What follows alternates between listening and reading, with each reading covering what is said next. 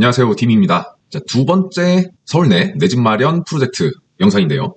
저희 1편 영상에서는 이재명 정부의 공급정책에 대해서 리뷰를 해봤고, 이제 이재명 정부가 4기 신도시 같은 이제 새로운 신도시를 개발하는 방향의 공급정책보다는 기존 도심 내의 정비 사업을 좀 더 활성화시키거나 기존에 형성되고 인프라가 갖추어진 3기 신도시를 재정비하는 방향의 정책 방향으로 이제 잡고 가고 있다고 말씀을 드렸었고, 일반적인 재개발 사업을 통해서 이재명 정부가 정책 달성을 하기가 어려운 이유에 대해서 함께 설명을 드렸습니다. 그리고 저의 주장이지만 일반적인 정비 사업을 통해서는 빠른 시일 내에 그 정책 목표를 달성하기에는 어려우니 서울시 내의 소규모 재개발 사업들한테 조금 더 정책적인 혜택을 부여를 해서 본인이 제시한 정책, 공급 정책에 대한 목표를 달성하기 위해 조금 더 많은 혜택을 주지 않을까라고 예상을 했었죠. 그래서 저를 포함한 우리 구독자분들이 이제 무주택자로서 서울시 내의 핵심 입지에 내 집 마련을 위한 전략을 어떻게 세우면 될까에 대해서 이제 저는 역세권 내에 소규모 재개발 사업지를 한번 살펴보는 걸 추천드렸습니다. 물론 투자의 판단은 본인이 하시는 거지만요.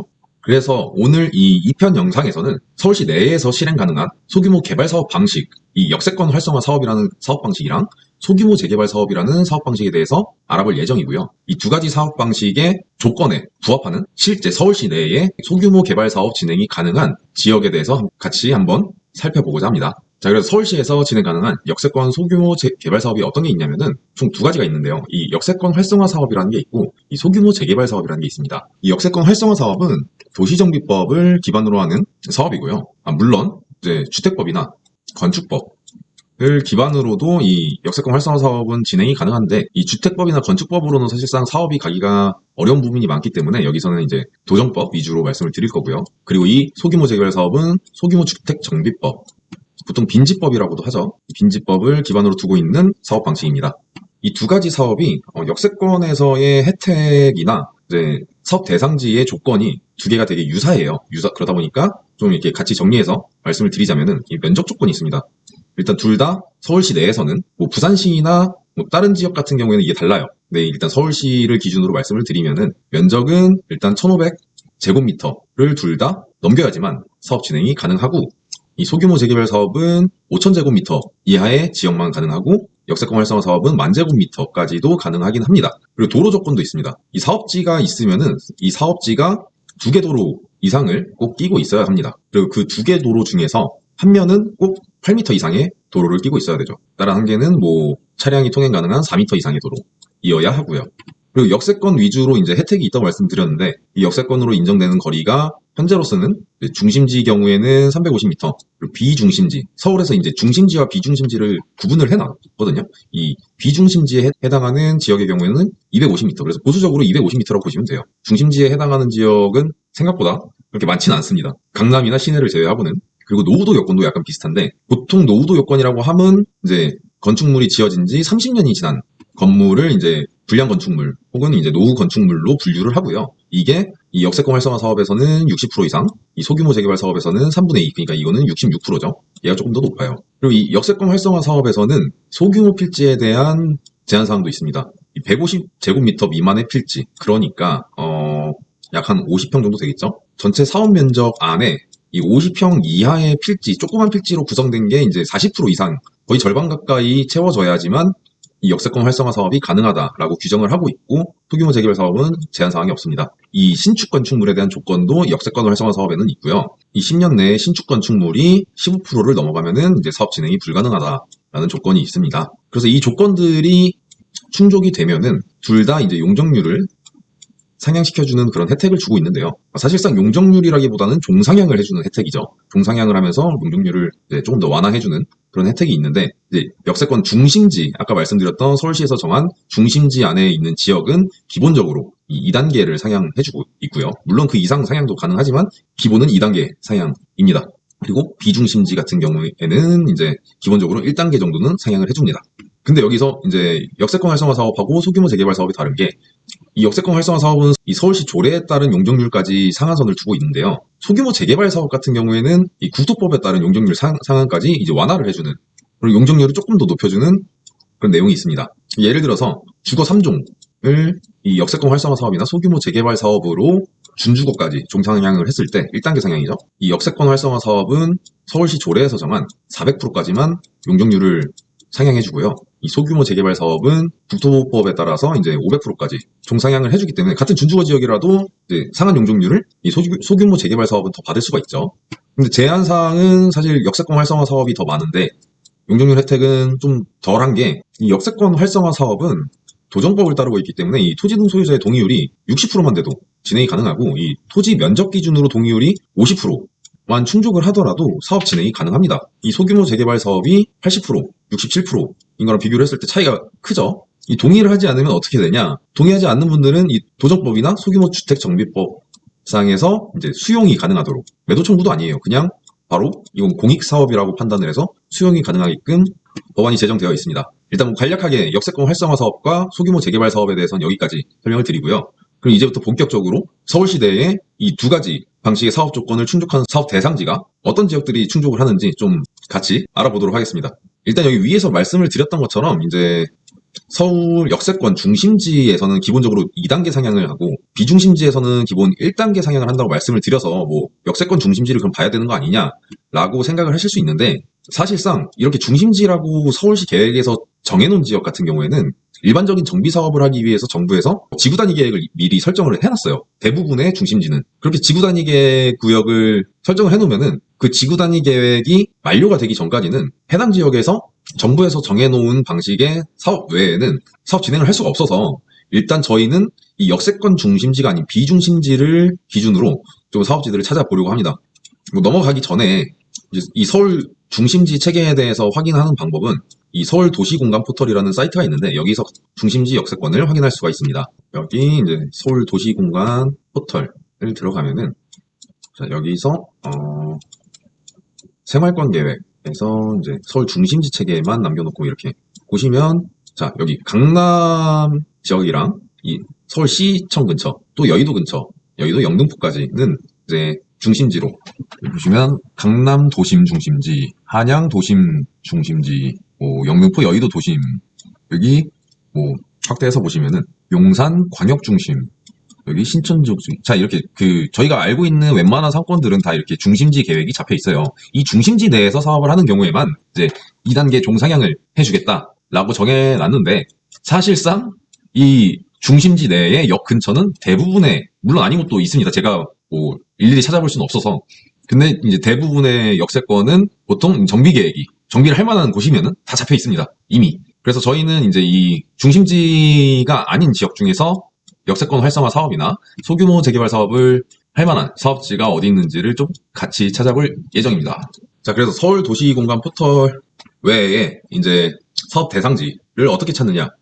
저희 이 조건들을 기억하고 있다가 일단 뭐 기준을 5,000제곱미터로 잡고 1,500제곱미터 이상, 5,000제곱미터 이하로 이제 면적을 잡고 이 해당 면적이 이 2개 이상의 도로 또 한 면은 8m 이상의 도로를 접해 있어야 되고 역에서 250m 이내인 지역을 찾으면 돼요. 이것만으로는 조금 막막하죠. 자 여기서 조건이 더 있습니다. 노후도 조건이 있죠.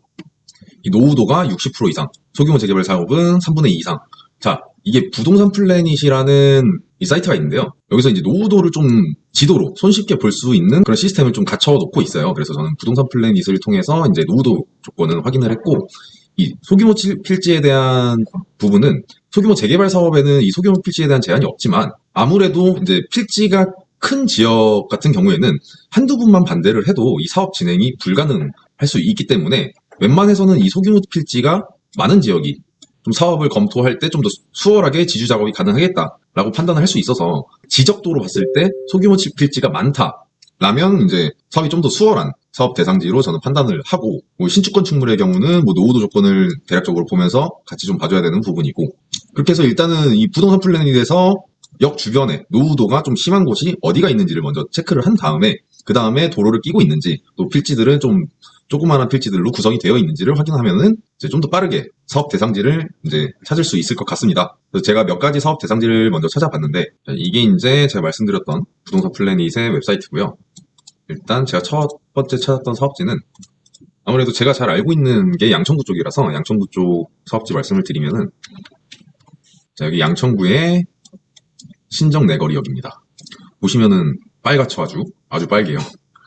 누가 봐도 이 빨가면 빨갈수록 여기 보시면은 빨가면 빨갈수록 노후도가 좀 30년 이상이 됐다 라고 보시면 되고, 이 지역 같은 경우에는 제가 알기로 이번에 사업이 진행되고 있는데 이 상가 쪽 지주들 협의가 좀 쉽지 않은 걸로 제가 알고 있어요. 그래서 이 지역이 아닌 여기 조금 이제 여기서 조금 떨어진 여기 요 지역. 요 지역은 예전부터 재개발을 한 해 만에 하면서 한번 정비구역으로 지정이 됐다가 이번 연도 초에 이제 그 정비 사업이 진행이 안 되면서 정비구역이 해제가 됐습니다. 그래서 이 지역이 조금 사업 진행이 가능할 것 같은데 네이버 지도로 좀 추가로 보시면은 여기 필지들이 되게 규모가 크지 않죠. 이런 필지들이 일단 많이 모여 있고 노후도는 이미 충족을 하고 있고 역과의 거리도 250m 이내에 이제 위치를 하고 있고 위성 지도로 보면은 자 상당히 이제 옥상 컨디션만 봐도 아 정비 사업이 필요한 지역이구나 라고 이제 판단이 되죠. 여기가 근데 시장이에요. 여기서부터 보시면은 자 고로뷰로 한번 보겠습니다. 자 여기가 이제 그 제가 말씀드린 이제 대상 사업지인데 보시면 여기 제1시장이라고 해서 이 건물과 건물 사이에 이렇게 시장 골목이 쭉 형성이 돼 있어요. 이 시장 안에도 지금 도로뷰가 가능하네요. 예, 이렇게 이게 건물들이 보시면은 상업지인데 2층이 넘어가는 건물이 없어요. 그만큼 이제 땅값 대비 건축물의 가치도 제대로 평가를 받지 못하고 이제 토지 주분들도 사실상 더 높은 건물을 지을 수 있는데 이 토지의 최고 이용 가치를 사용하지 못하고 있다는 말이죠. 자, 이렇게 해서 시장 지역입니다. 이게 일부만 개발을 왜냐면은 저희가 만약에 소규모 재개발 사업을 한다면은 여기를 전부 다 개발을 하면은 이제 5,000제곱미터는 넘어가고도 남아서 볼까요? 면적이 어느 정도인지? 저기 면적을 보면은 일단 도로가 여기 이게 8m 도로 이상이니까 20m 대로변이고 뭐 한 10m 정도 되는 도로고 이상이니까 일단 이 땅은 무조건 껴야겠죠. 여기 이 블락은 무조건 사업지에 편입을 시키고 여기까지 만든다면은 3,000제곱미터 정도 되네요. 조금 더 편입을 할 수는 있어요. 소규모 재개발 사업으로 간다고 해도 그러면은 여기를 포함을 시켜서 자, 이 정도 규모로 하면 아마 이제 한 4,000제곱미터로 충분히 이제 소규모 재개발 사업이나 역세권 활성화 사업 진행이 가능할 것 같고요. 이 250m가 여기까지네요. 뭐 상황에 따라서 혹은 동의율에 따라서 뭐 여기 면적이나 여기 이 면적이나 이 면적을 포함시킬 수 있겠지만 아무튼 일단 계획을 이렇게 잡고 사업 진행은 가능할 것 같습니다.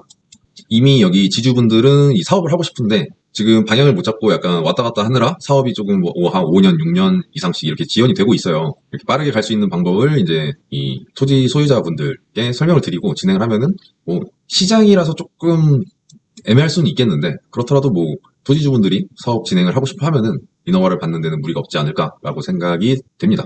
첫 번째 사업지는 여기 신정 내거리역 사업지였고요. 자, 두 번째 사업지는 이 서울대 벤처타운역 신림선입니다. 신림선이라서 개통한 지 얼마 안 돼서 사람들이 잘 모르는데 강서쪽에 신림역 이 밑에 위치하고 있고요.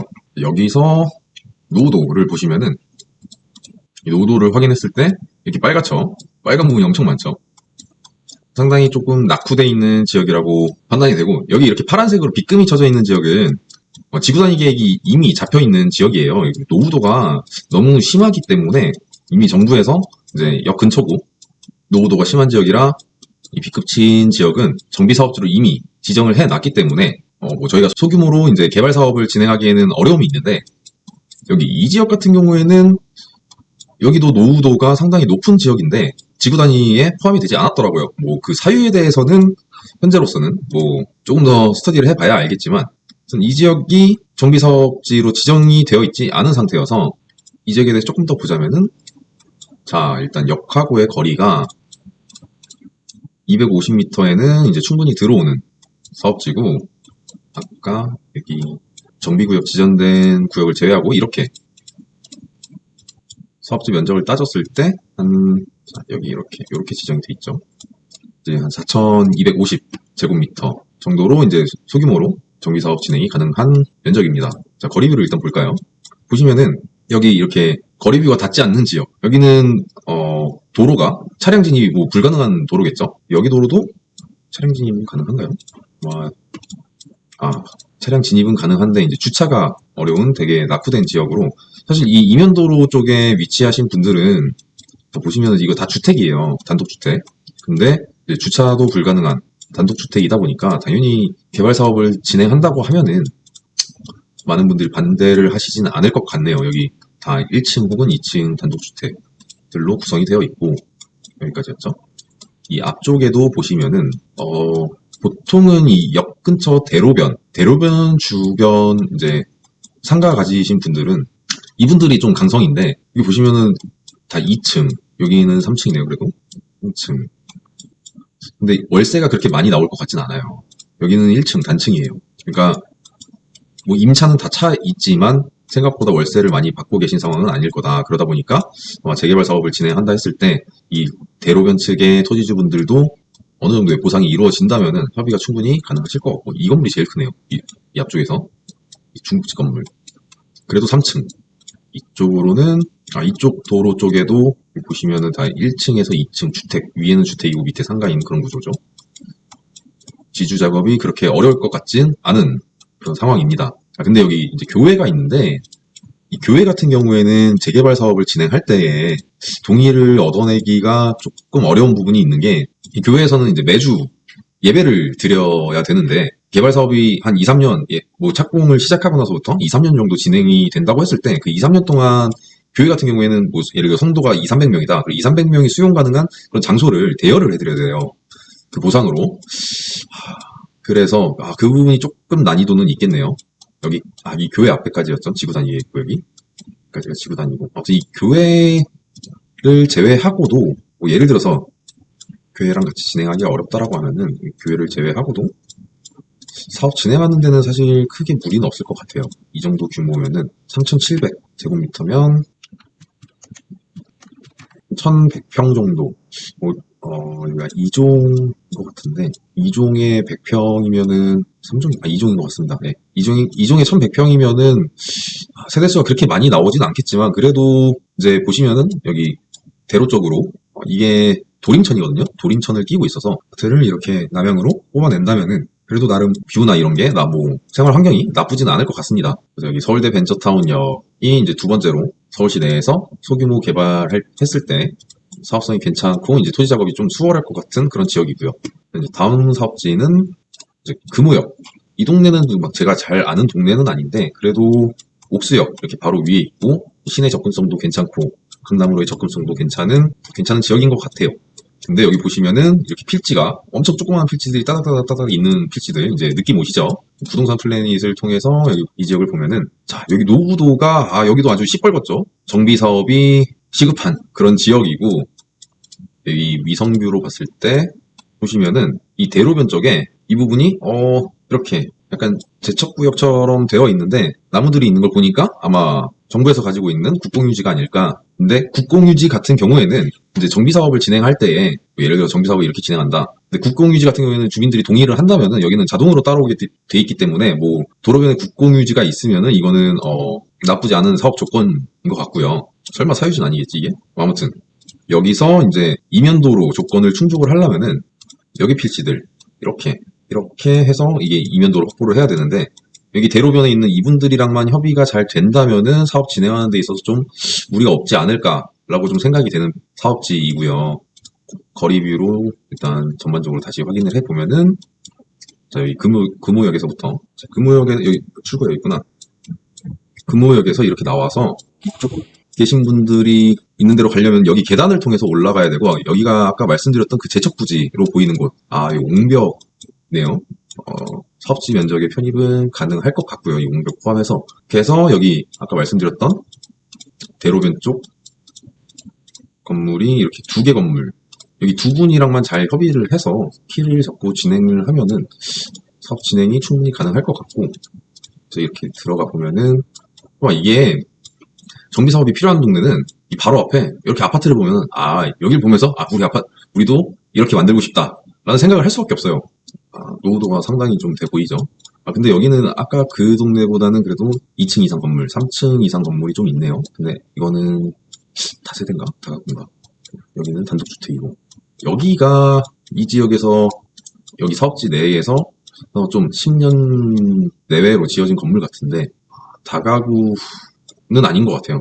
왠지 개별 분양을 했을 것 같고 이분들이랑 협의를 하는 게 쉽지 않을 것 같기도 해서 일단 이쪽 안쪽으로 더 들어가 보면은 이렇게. 이거는 단독주택 같죠? 이 안쪽으로도 다가구 아니면 단독주택. 2층, 3층 안으로 들어갈수록 자, 이렇게 단독주택. 이건 단독주택이네요. 여기도 주차가 안 되고 이것도 단독주택. 이 안으로도 단독주택들인 것 같습니다. 이 안쪽을 이 지역을 더 보고 싶은데 이 지역은 지금 도로뷰로 볼 수가 없으니까 위성지도라도 보면은 위성지도를 보면은 여기 보시면 이거 호재입니다. 여기 이렇게 모서리 보이시죠? 지붕에 이 모서리가 있다는 거는 지붕이 이렇게 만들어졌다는 거고 이렇게 만들어졌다는 거는 되게 옛날에 지어진 단독주택이라는 거예요. 그러면은 지금 아까 여기 출입구가 계단으로 이렇게 올라온 출입구밖에 없었죠. 아니면은 아까 밑에서 여기도 계단이었죠. 밑에서 이렇게 계단으로 올라오거나 이분들은 웬만해서는 동의를 좀 하시지 않을까 싶은 상황입니다. 그래서 아까 그 빌라 쪽을 제외하고 만약에 좀 수월하게 토지 작업이 가능한 사업지 구역 계획을 잡는다면은 아까 여기는 국공유지로 예상이 되니까 포함을 하고 여기 이 두 개 빌딩 소유주분들이 협의를 한다고 했을 때 이렇게 사업 계획을 이 정도로 잡으면은 4,300제곱미터 정도로 해서 땅 모양 자체는 그렇게 이쁘지는 않은데 뭐 그래도 여기 이분들은 동의를 하실 확률이 높고 여기도 이제 동의를 많이들 하시려고 할 것 같은데 이분들이랑만 협의를 하면은 토지 작업은 그렇게 어려운 지역은 아닐 것 같습니다. 또 금호역하고 딱 붙어 있고 금호역에 이제 입지적으로 시내로 나가기도 편하고 압구정이나 강남 지역 가는 것도 나름 나쁘지 않은 3호선 금호역이라 여기 사업지도 상당히 괜찮다라고 좀 생각이 드는 사업지 중에 한 군데입니다. 자, 오늘 영상에서는 이 서울시에서 진행 가능한 소규모 개발 사업 방식에 대해서 두 가지 역세권 활성화 사업이랑 소규모 재개발 사업에 대해서 같이 알아봤고요. 이 조건이 어떤 게 있는지 알아보면서 서울시 내에 이 두 가지의 소규모 개발 사업 방식이 적용 가능한 사업 대상지가 어떤 곳들이 있는지 한 3군데 정도 만약에 저희 구독자분들이 거주하고 계시거나 매매를 하고자 하시는 지역이 이 소규모 재개발 사업이 가능한 지역인지 사업성이 있는지 조금 궁금하시다면은 저한테 따로 연락을 주시면은 댓글이나 메시지로 연락을 주시면은 별도로 검토를 한번 해드리는 걸로 하고 저희 다음 영상부터는 소개드렸던 이제 3가지 사업 대상지에 대해서 실제로 이 토지 작업이 가능할지 이 사업 진행이 가능할지 또 사업성은 얼마나 나온지에 대해서 좀 심도 있게 각 사업지별로 검토를 해보는 시간을 가지면서 이제 내 집 마련을 원하시는 구독자분들의 내 집 마련 프로젝트 컨텐츠를 계속해서 이어나갈 예정입니다. 자, 오늘 영상이 유익하고 재미있으셨다면 조댓글 부탁드리고요. 다음 영상에서 만나요. 안녕.